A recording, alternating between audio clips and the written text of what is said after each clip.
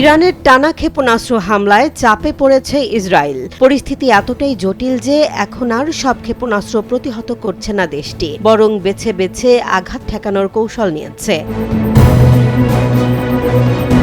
দীর্ঘ ৫ সপ্তাহ ধরে চলা এই সংঘাতে ইসরায়েলের অত্যাধুনিক ইন্টারসেপ্টর মজুদ কমে আসছে। ফলে নতুন সিদ্ধান্ত শুধু জনবসতি বা গুরুত্বপূর্ণ স্থাপনায় আঘাত হানতে পারে এমন ক্ষেপণাস্ত্রই ধ্বংস করা হবে, বাকিগুলোকে ফাঁকা জায়গায় পড়তে দেয়া হচ্ছে।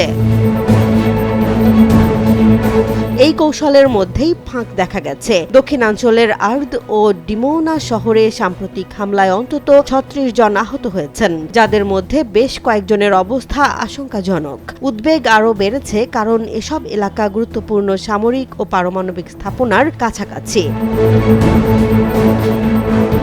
ইসরায়েলের প্রতিরক্ষা ব্যবস্থা ৩ স্তরের: আয়রন ডোম, ডেভিড স্লিং এবং অ্যারো সিস্টেম। কিন্তু ব্যয়বহুল এই প্রযুক্তি দ্রুত ফুরিয়ে যাচ্ছে, যেখানে ইরান তুলনামূলক কম খরচে বিপুল পরিমাণ ক্ষেপণাস্ত্র তৈরি করতে পারছে।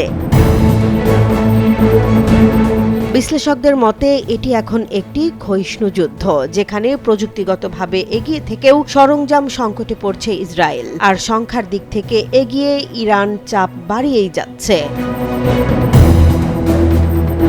জেসমিন জাহান, নিউজ ডেস্ক, জনবাণী।